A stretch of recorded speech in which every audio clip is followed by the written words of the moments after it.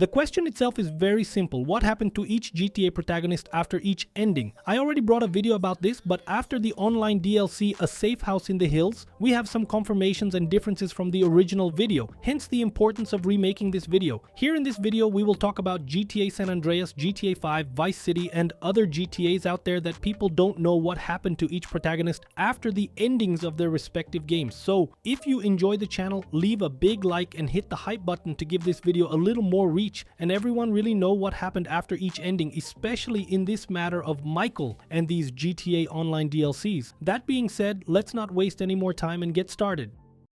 I'm going to start by talking about the games in order of relevance, starting from the least relevant and going up to the most relevant, at least according to my audience and what I think. So I'll first talk about GTA 3 and GTA Liberty City Stories. And first, in GTA Liberty City Stories, we have the protagonist Tony Cipriani. Tony also appears in GTA 3, so that already gives us an idea of what happens to him after GTA Liberty City Stories, which takes place in the year 1998, while GTA 3 takes place in 2001. As Tony Cipriani also appears in GTA 3, we can know a lot about what happened to him after the campaign of GTA Liberty City Stories in 1998. So after the campaign in 2001, Tony becomes one of the most respected members within the Leone family, behind only Salvatore Leone himself, who is the boss and rainmaker of the family. Cipriani divides his time in GTA 3, which is in 2001, between his mother's business, which if I'm not mistaken was a restaurant, and also some activities for the Leone family mafia. He also makes an appearance on the radio in GTA 3, where he vents about his mother to Laszlo, who was the host at the time. It's the same Laszlo from GTA 5, except he doesn't appear physically in GTA 3. Real angry. It's my ma. She don't think I'm a real man. Can you imagine that? I mean, I do a man's job and all, but she treats me like a little boy. All I get is your pa this and your pa that, and you ain't a real man, Tony, and it's driving me freaking nuts. Well, Tony...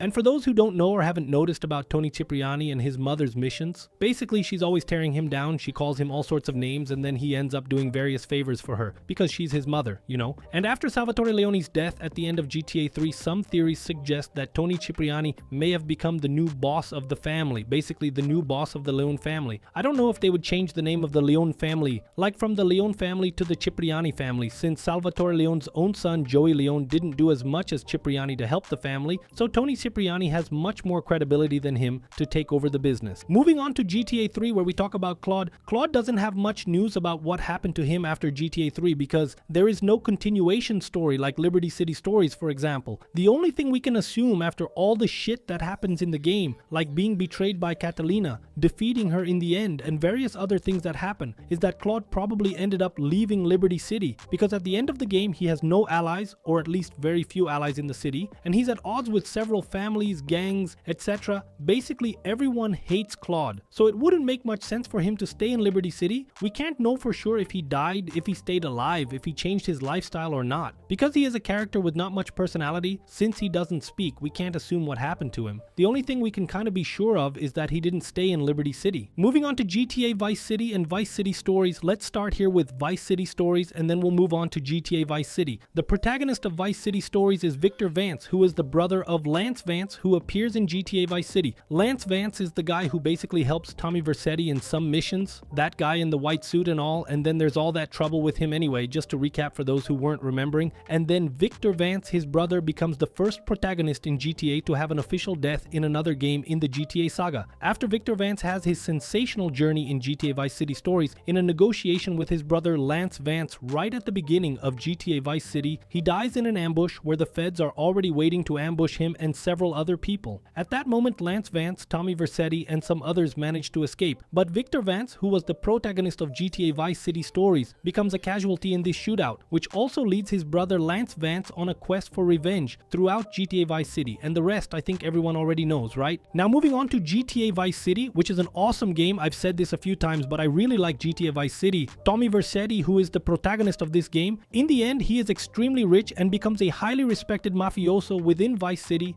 owning various properties that engage in various illicit activities, such as printing counterfeit money or selling drugs in an ice cream truck. And what does the end of the game suggest happened to Tommy? It can be deduced that he continued to be alive, rich, and a very important mafioso, perhaps even more important than when we finished the game with him, because we have mentions of Ken Rosenberg to Tommy. Basically, for those who don't remember, Ken Rosenberg was the lawyer who accompanies Tommy throughout his journey in GTA Vice City, and he is also in GTA San Andreas, which takes place 6 years after GTA Vice City, but within the same universe. And when we move on to GTA San Andreas, which is a bit further ahead in the GTA story, because for those who didn't know, Vice City takes place in 1986, while GTA San Andreas takes place in 1992. In GTA San Andreas, we have the introduction. The introduction is a very large video that has a lot of information about the story before the start of GTA San Andreas. In this video, we can see Ken Rosenberg as soon as he leaves the rehabilitation clinic, and he makes a direct call to Tommy. He can't talk to Tommy, but he calls him. But if he left the clinic in 1992 and went after Tommy, we can assume that Tommy is alive at that time, and he couldn't talk to Tommy from what I understood, because Tommy didn't want to. In other words, Tommy didn't want to talk to him, or simply Tommy's henchmen didn't pass on that information to him. But basically, at no point is it mentioned or insinuated that Tommy is dead, only that Tommy doesn't want contact with Ken Rosenberg. Ah, yes. Tommy Vercetti, please. Tell him Ken Rosenberg called. Ken Rosenberg, you haven't heard of me? Who are you? Ken Rosenberg. Rosenberg. Oh, really? You told him I called? Look, I made that ingrate, and now he won't take my calls? Just put him on the phone right now. Hello? Hello? There is also a second mention of Tommy that Ken Rosenberg himself makes within GTA San Andreas. This does not exactly indicate whether he is alive or not, but it is a very cool mention. During a mission where Ken and CJ are in intense gunfire, Ken Rosenberg ends up saying something that seems like he had confused CJ with Tommy Vercetti, saying that the old times were crazy and amazing and calling CJ Tommy. Just take a look. So exciting, Tommy, it's like old times. Who the fuck is Tommy? That is to say, with that being said, it's possible to understand that at least in 1992, which is the time when GTA San Andreas takes place, Tommy Vercetti is still alive and well, probably a much more badass mobster than he was when we finished GTA Vice City. Going now to GTA San Andreas. GTA San Andreas marked a lot in CJ's history. His journey marked many people's childhood due to all the twists that happened throughout the game, and when we get to the end of GTA San Andreas, CJ is completely rich. He has a lot of money, respect. He has everything that, I don't know, the guy should have. And then the question remains of what really happened to CJ after the end of GTA San Andreas. We have some points that can help us get an idea of where he went, because we don't have concrete answers, but we have many references within other GTAs. The first thing you have to keep in mind is that he became very rich, and that was during the game itself. So after GTA San Andreas, he continues to be a multimillionaire, extremely rich, and during the main campaign, he also became a partner in the casinos and a businessman for rapper Mad Dog. And by the end of GTA San Andreas, we can understand that there will be a world tour with Mad Dog, and it implies that CJ will also go. Since he is now a new businessman of Mad Dog, from what I understood, part of his family will also go, and after that we can assume that CJ became much more of a businessman than actually a criminal, because he no longer needs to stay in the criminal life of gangs and etc., since that wasn't really his thing. It was much more Sweet's thing. He does a lot of gang stops because of Sweet, and not so much because he wants to help the gang or neighborhood, or because he likes to live in this gang world, and he makes that very clear in the mission where he goes to pick up Sweet from prison. What's up, bruh? Hey, what's up, man? How you doing, bruh? I'm alright, man. Hey, man, we off to our new spot. We got a mansion, Sweet. We've been putting in work, and shit is going well. We got a stake in the casino. We got some insane shit in Fierro. We get into the rap game. Hey, man, let me get you some new clothes. Come on. New clothes? Nigga, what the fuck is this bullshit? What you mean, man? What's mine is yours, and you know that. You never did get it, did you, Carl? I need to go check on things in the hood. Man, that's the problem. You always a perpetrator, running from what's real.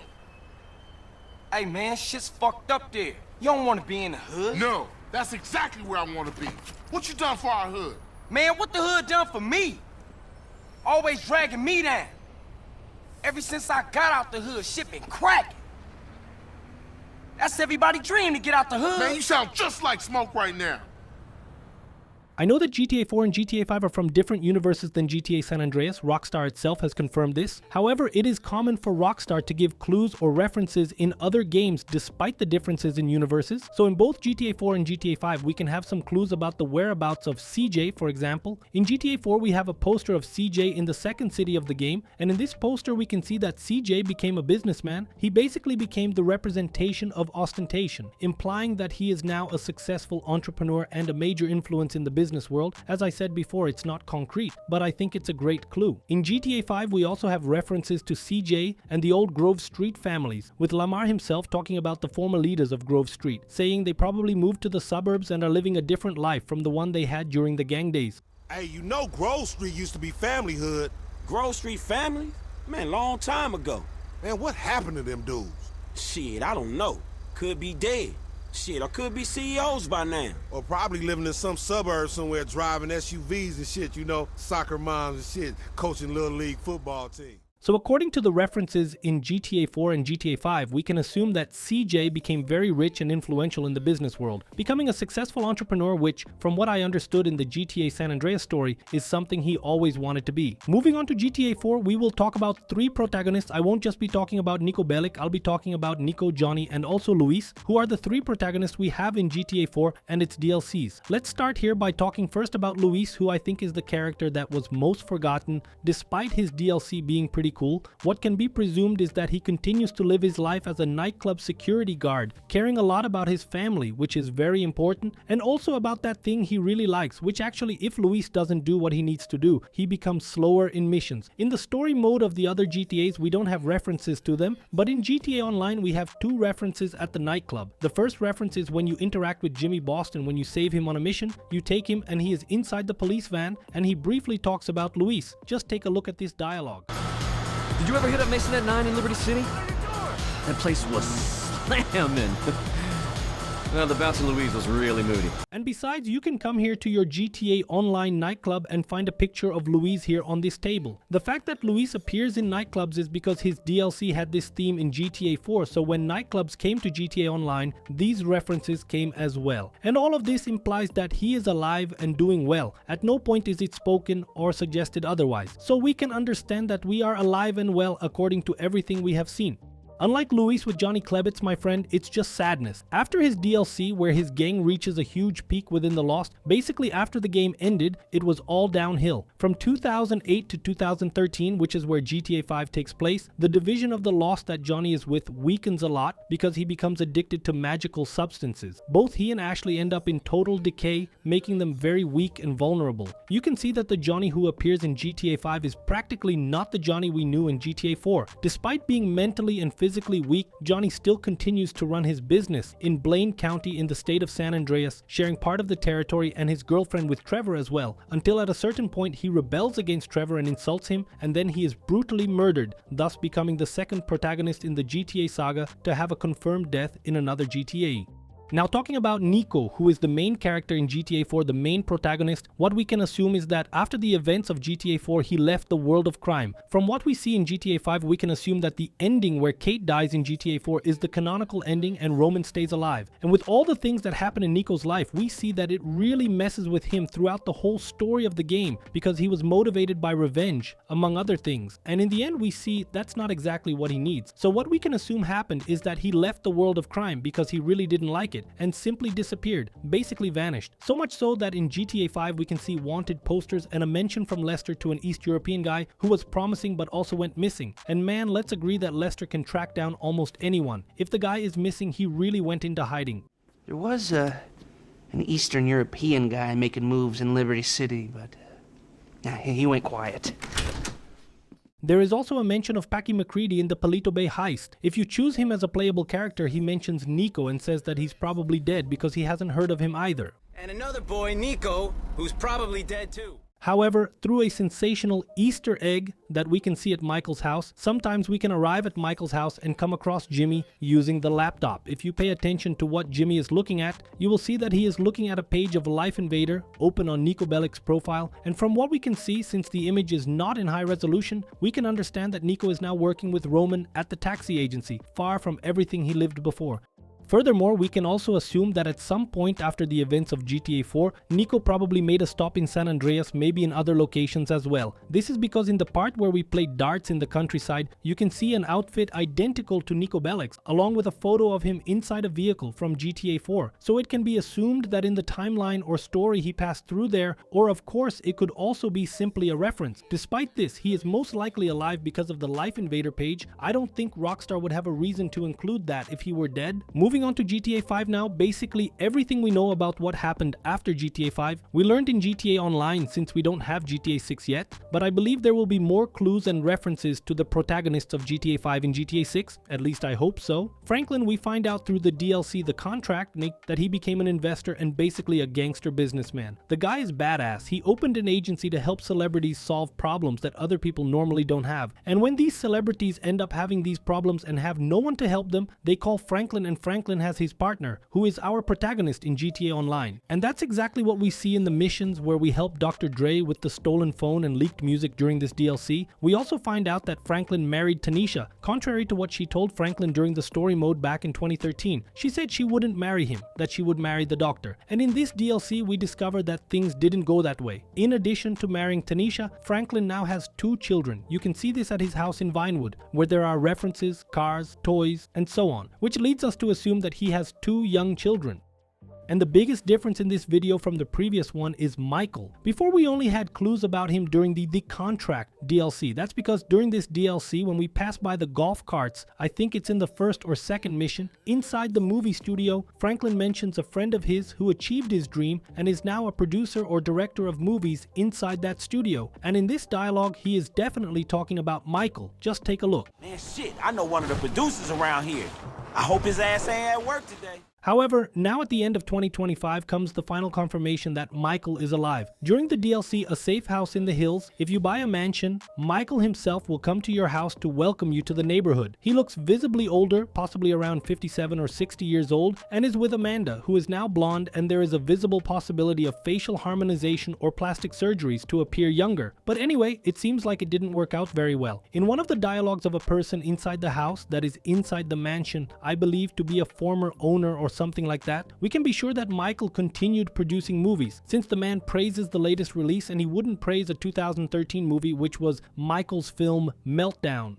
Indeed, your last picture, that was a success. I have always admired your work.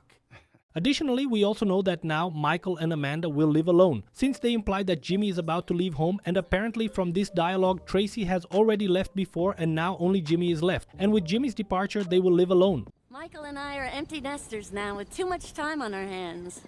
And our son is finally moving away from home. As for Trevor, many people were unsure if he was alive or not after the events of GTA 5 in 2013. This is because you have no direct reference from Franklin to Trevor in the Contract DLC, nor from Michael talking about Trevor in the A Safe House in the Hills DLC. However, people on the internet found out that the security guard, I don't know if he's a receptionist, from Franklin's agency makes a comment about Trevor in the Contract DLC, which takes place in 2021. And that implies that Trevor is also alive. The security guard tells the protagonist of GTA Online the following, that a guy showed up there looking like a homeless person, and that this guy wanted to talk to Franklin, claiming that they had worked together in the past. And when he refused to let this supposed guy go up to talk to Franklin, the guy got very angry and almost pooped on the reception desk before leaving. So, the guy, that's like Trevor's style. You don't even need to put his name, it's right there, right? Hey, this crazy dude swung by earlier, dressed like a hobo, like really on edge. He swore him and Mr. Clinton used to work together. Got really angry when I said he wasn't available. I had to stop him from shitting on the desk. Seriously. If you get a minute with Mr. Clinton, would you let him know? After all the craziness we saw Trevor do back in 2013, we can assume that he wouldn't die so easily either. The guy is very resilient, and there's only one character who would do exactly what the security guard described, and that would definitely be Trevor. Of course, not everything I said here is proven, and there is a lot of room for theory in some cases, but if you want to see only confirmed facts, you will understand what I am talking about here. But if you want to see only proven facts about GTA 5, click here next to the yellow arrow to see this story of Franklin told by himself, and believe me, this video is really good. So that's it guys, a big hug. I hope you really enjoyed this video. Leave a comment here on what you thought, like if you think I got something wrong, or if there is any fact to add, and a hug, and that's it. See you in the next video. See you.